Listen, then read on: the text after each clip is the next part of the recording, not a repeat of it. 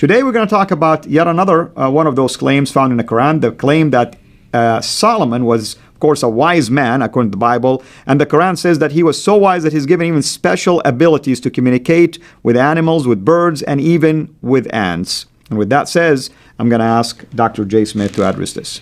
Yeah, this is a fascinating one. Before we say anything, no one's suggesting that God cannot give the ability of Solomon to be able to understand ants or birds. It could. I mean, God has the power to do anything. Absolutely. That's certainly within His power. That's not what we're questioning here. Okay, so when Muslims are hearing us, please, that's not what we're reading. Let's go and read the text, and let's pick out a few things that I have difficulty with. It's in chapter 27 of the Quran, and we're reading verse 18 and 19. Verse 18, till when they came to the valley of the ants. So we're dealing with ants here.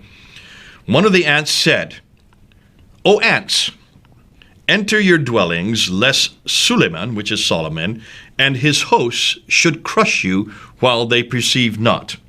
So here you have ants talking to each other. Be careful, ants. Let's get inside. Otherwise, we might be crushed by Solomon and his army as they walk across. So he, this is verse 19, Suleiman, smiled, amused at her speech, and said, My Lord, grant me the power and ability that I may be granted your favor. So here he is. He's listening to the ants. He can hear the ants speak. Now, can Solomon hear ants speak? Is that possible to do so? God in His power can do anything. The difficulty I'm having here is what and how do ants speak? Have you ever heard an ant speak? I mean, if we're talking whales, we know whales make noises. Okay. But ants, I don't know. Do ants speak? Have you ever put your ear to the ground? Never heard anything. Has there ever been any recording of ants speaking? The answer is no. They signal to each other in some way. Well, actually, they don't signal. There is a way that ants do communicate. And if you look at any program on ants, go on BBC. In fact, there's some great programs about the ants, enormous amount of programs, because they're such industrious little creatures. And they're moving quickly, and then they all of a sudden stop, and then they actually, their heads come together. And what are they doing? They're not talking. Notice what they're doing. They're antennas. And the antennas touching each other. And what are they doing? They're exchanging pheromones, chemical. There's no noise whatsoever. The only noise you're hearing is their feet hitting the ground. That can be picked up, but that's not communication. The communication is the antenna exchanging chemical pheromones. If that were the case, was Solomon given these antennae? Yeah, I mean, here's something I'd like to ask Muslims. How would you explain? How did he hear the ants speaking? How was he able to understand what they were saying and be able to smile unless he had either had pheromones? I'm not saying it's impossible. I just like to know how this was done. And I think what was happening here is if my sons love to watch cartoons, and there's a beautiful cartoon about ants. And you can see the ants on the ground, and they're yelling out loud. And you can imagine even when you look and observe an ant, you could assume that they're talking to each other, because though they're so small, I can imagine a man would think that ants spoke. In 7th century, this would be quite normal. So that it could be quite normal that God would give them the ability to be able to pick up what they were saying in whatever language. We now know today that's not how it happens. It doesn't happen through any noise or any type of vocal communication. There's no sound waves. It is all through chemical exchange. Absolutely. And I mean, this incident would have taken place around the reign of Solomon, about 1,000 years before the time of Christ. Nowhere in the Old Testament, for instance, did it talk about such a special gifting that was given to Solomon. I mean, we read about a lot of strange, things that happened, basically. Why would God hide something like this from us? He could have said, I granted him that, power to be able to... Could I exchange? And I tell you where I think this comes from? Yeah. If you look at chapter 27, almost the entire story of Solomon, because he doesn't only talk to ants, he also talks to a bird, right? The hoopoe bird. That's right. Name known as the hoopoe bird because of hoopoe. Mm-hmm. That story of the hoopoe bird and Solomon, that story, along with the ants, and also everything that the hoopoe bird does, flies down to Sheba, meets the Queen of Sheba, who talks to him as well. So here, both the Queen of Sheba can talk to birds, and Solomon can talk to birds. Well, that's a little bit more understandable because birds do make sounds, and you can pick that up with your ear.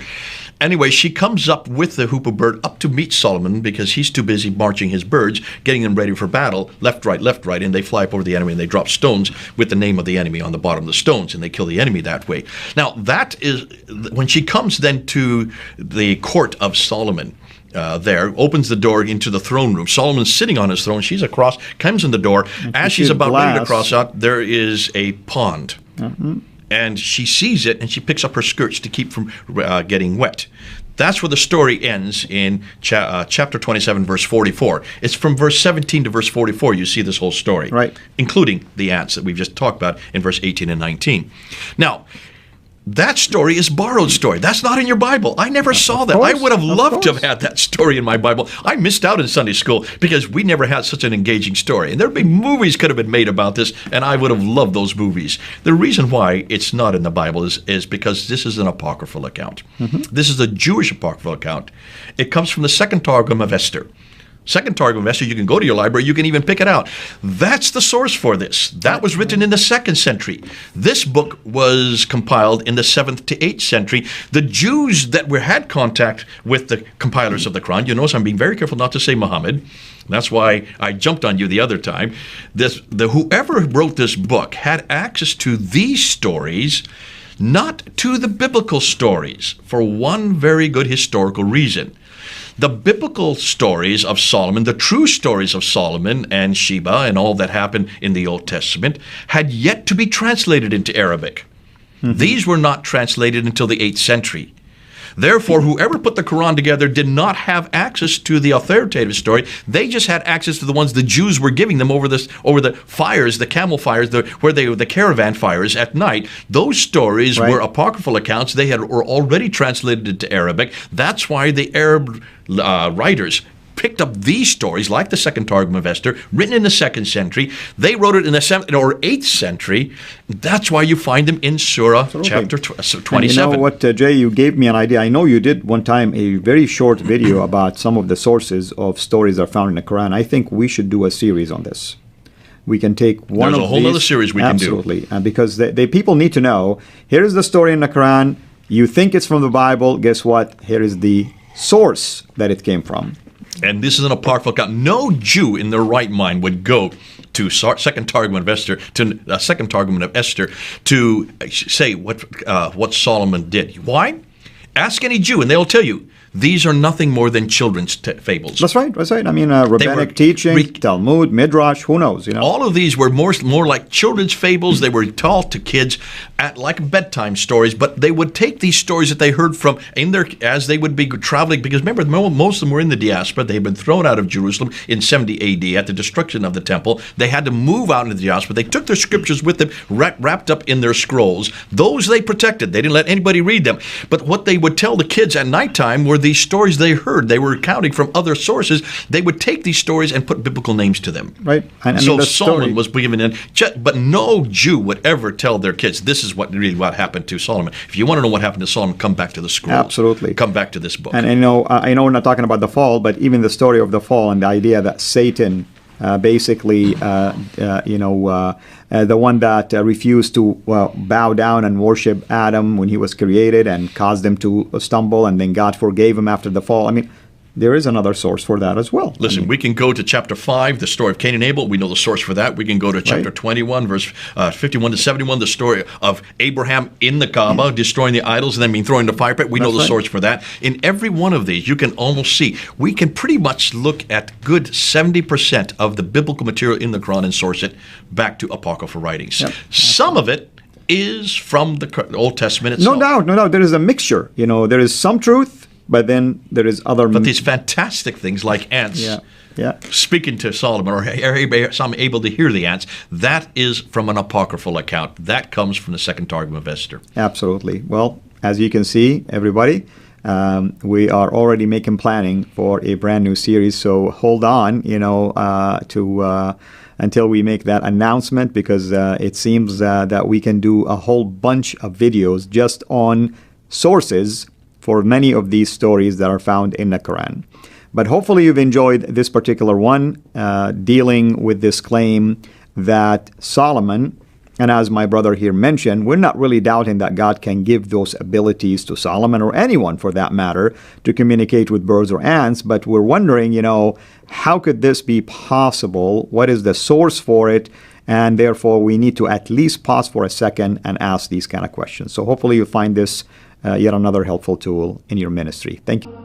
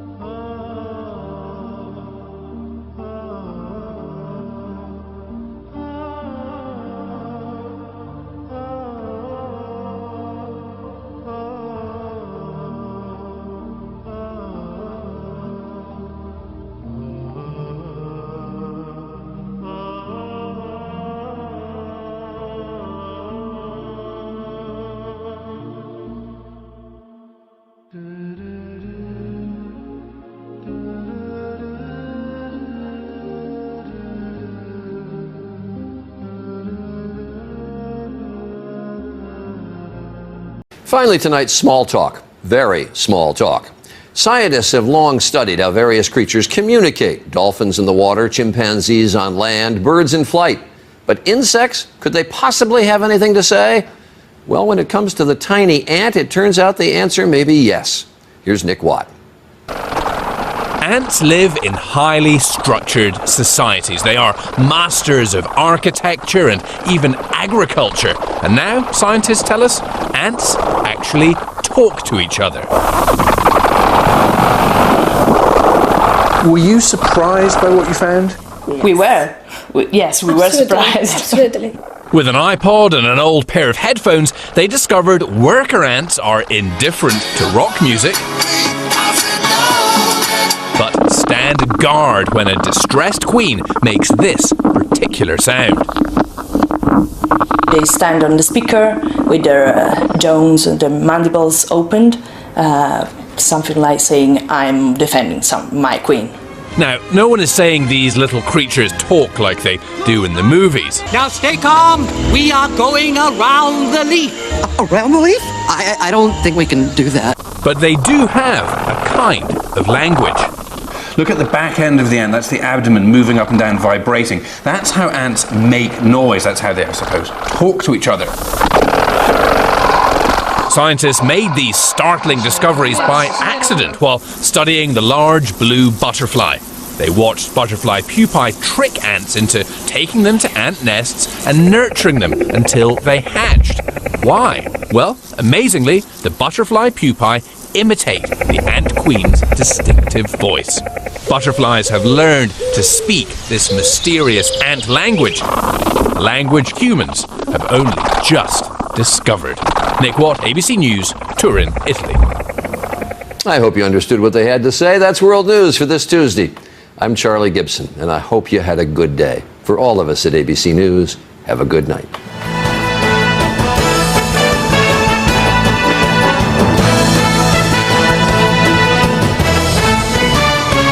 Human ears, the ant's world seems silent, but amplified by the microphones, the leaf comes alive with noise. And there's one particular sound we're listening for. In amongst the sounds of leaves being cut and ant footsteps is a high-pitched chirp. This is stridulation, a sound the ants make by rubbing two sections of their abdomen together. Oh, that little chirp? Yeah. There. Yeah. So they're making this sound, but it's part of a group of sounds that they make, these stridulation sounds. That little chirping noise is a recruitment signal.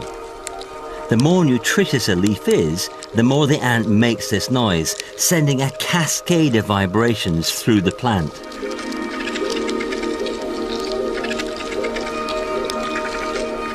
And this draws other ants to the tastiest parts of the plant, which means the ants will tend to take the best leaves first. Quran says in Surah Namal, chapter number 27, verse number 17 and 18, that when Solomon and his army, with hosts of men, jinns and birds, when they walked and when they approached a lowly valley of ants, one of the ants said, "O ye ant, get into the human habitations, get into your habitations, lest Solomon and his army will unknowingly trample you beneath the feet." People may think, what kind of a fairy tale book is the Quran? The ants talking among themselves? It sounds like a fairy tale book. What an old book it is, 400 years back. But today, after science has advanced, we have come to know that the animal or insect which has the closest resemblance to the lifestyle of the human being, it is the ant. The ant buries the dead the same way as we human beings do. They have a very sophisticated method of labor in which they have managers, their foremen, their supervisors, their workers. They have a very sophisticated method of communication where they speak to each other. They very often meet to chat. They even have marketplaces where they exchange goods. You know how we have marketplaces, how we have souk. The ants have marketplaces where they exchange goods. And when an ant stores any grain, and if the grain begins to bud, it chops off the bud as though it knew that budding will cause rotting of the grain. And if in monsoon, in rainy season, if the grain gets wet, the ants get it out in the sunlight to dry, as though they knew that humidity will cause root system, which will cause rotting of the grain. You know, many times we see the ant taking grain and then going in the sunlight. We wonder where they're going. They're going out in the sun to dry the grain, as though they knew that humidity will cause rotting of the grain.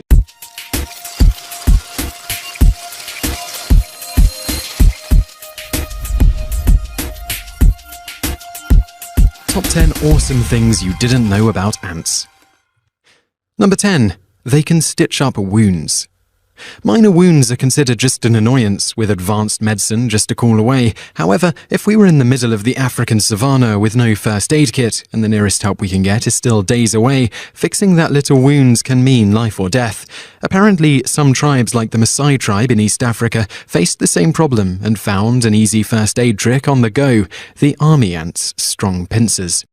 If a Maasai warrior is out in the African bush and suffers a wound that needs stitching, all he needs to do is look for an army ant's nest and then pick out a few of the biggest ants he could find and have them bite both sides of the wound, then break off the body, leaving just the head. The seal created by the makeshift surgical staples can last for days and can be easily replaced if needed. Number 9. Before God created man, he created ants first. We all know that we, as a species, are relative newbies in the world of creation, evolving a mere 5 million years ago.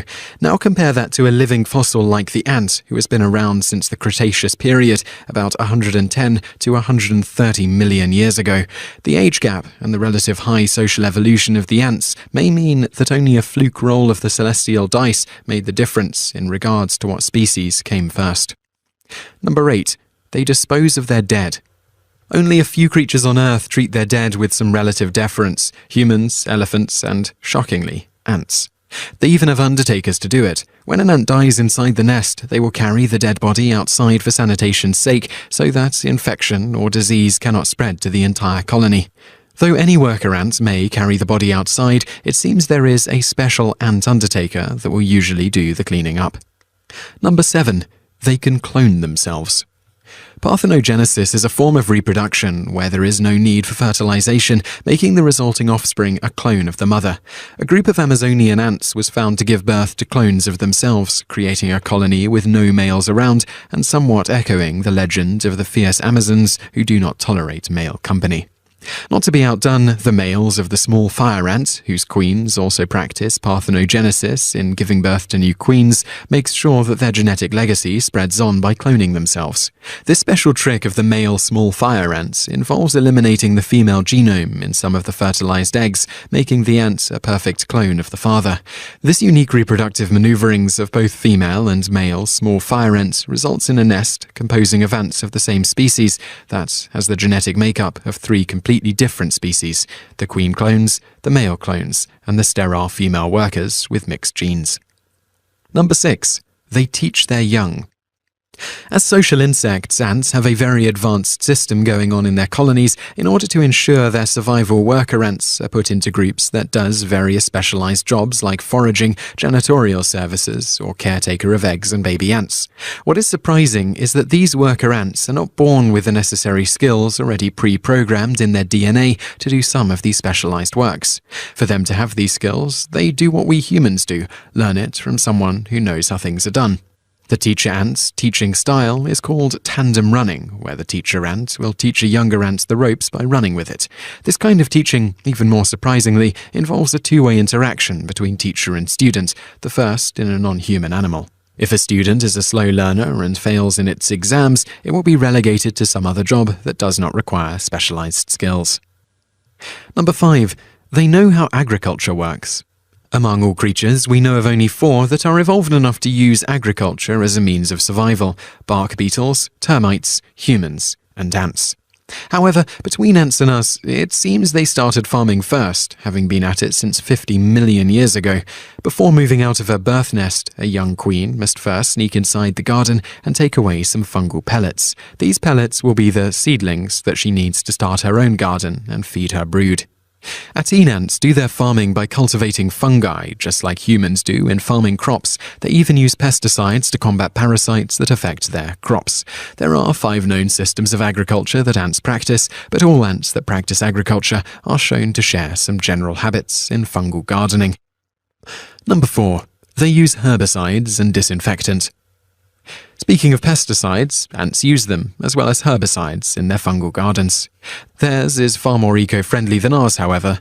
The fungal gardens that the ants grow are also home to a virulent kind of fungus that kills the fungal crops.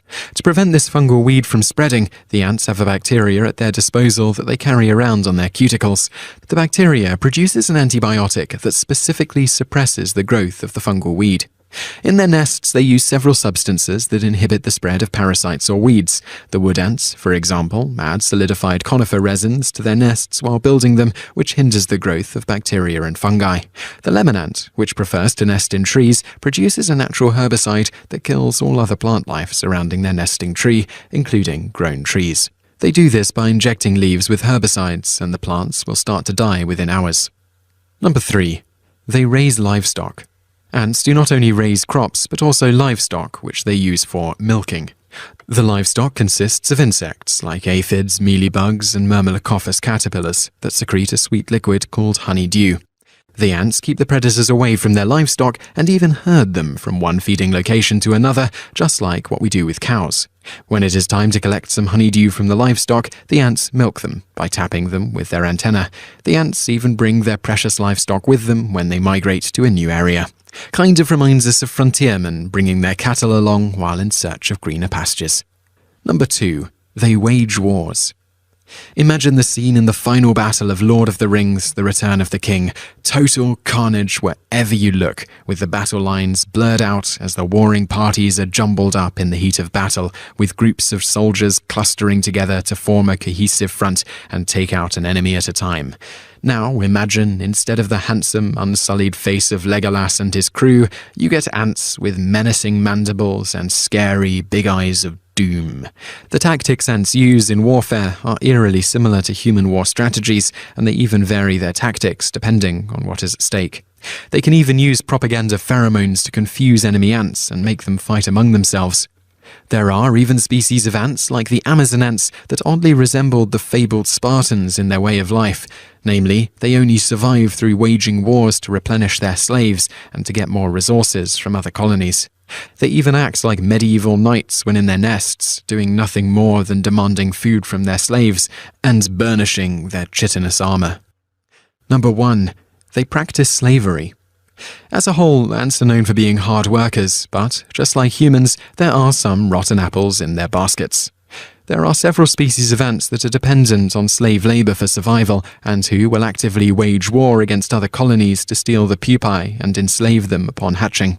The most rotten apple in the bunch is a species of ants called Polyergus breviceps, which, interestingly, is endemic in the United States. This species of ants have lost their ability to take care of their young and even themselves. They do not forage for food, feed the young or the queen, or even clean up their own nest. This kind of behavior would mean certain extinction for most species, but these ants have a superior weapon up their sleeve, weapons of mass subjugation. The warrior ants will attack a nest and release a formic acid against the defenders. This will trigger panic among the ranks and crumble their defenses, making it a breeze to steal the pupae. If that is not enough, they have a more formidable weapon, their queen. The queen of Polyergus breviceps is capable of releasing pheromones that will reduce the aggression of the defending ants, making them easy for conquest. In some instances, when the ants badly need more slaves, the queen will go out with the warriors to war.